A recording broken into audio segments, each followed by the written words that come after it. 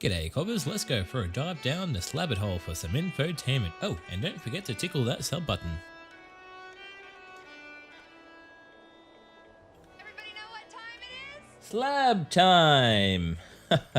The humble clock. The first mechanical clocks were invented at the start of the 14th century, so before this, time did not exist. Well, it did with sundials, I guess, but why is it called a dial? You can't tune it.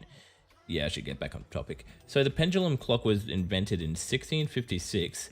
Shadow clocks, also known as sundials, were constructed around 3500 BC, but shadow clock sounds better. Make it sound sketchy. Yo, you got the time? Yeah man, I'll just check my shadow clock. There are other types of clocks: the Greek water clock, the candle clock, the hourglass, clock towers, and in 1504 the first portable watch was invented in Nuremberg by Peter Henlein.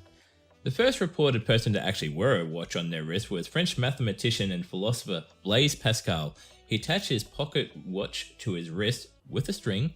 Maybe this was a real inventor of string theory, because he was a mathematician. Okay, moving on. There are many types of clocks today: the alarm clock, the digital clock, Big Ben, self-winding, and also this.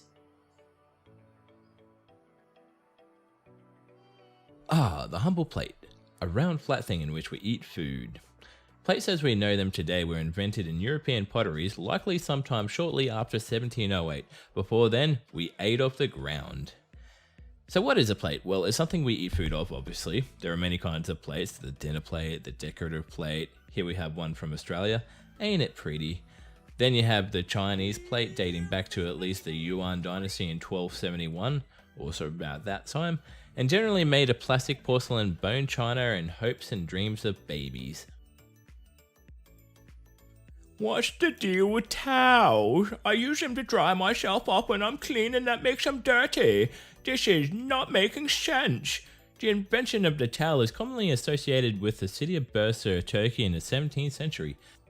These Turkish towels began as flat woven pieces of cotton or linen called a pestemel, often hand embroidered, long enough to wrap around the body. Pestemel were originally flat and narrow, but now wider and commonly measure 90 by 170 centimeters.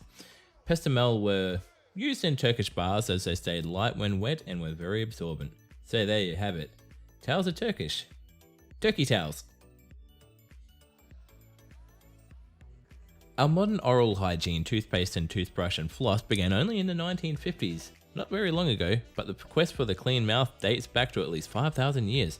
Around 3000 BC, the ancient Egyptians developed a dental paste made of oxen hooves, myrrh, eggshells, pumice and water. Talk about legacy. The pumice mixture is still used today by dentists and dental hygienists to professionally clean and polish your teeth. The early Chinese were said to apply ground fish bones to their teeth for the same purpose, and the ancient Romans and Greeks allegedly used crushed bones in oyster shells. Arabs evidently tried fine sand during the Middle Ages, and Europeans experimented with table salt? Yeah, it all sounds quite tough on the tooth enamel if you ask me. It wasn't until the late 1700s that the first modern toothpaste appeared, usually homemade. Some used burnt bread among other ingredients or dragon's blood, a natural dark red plant resin.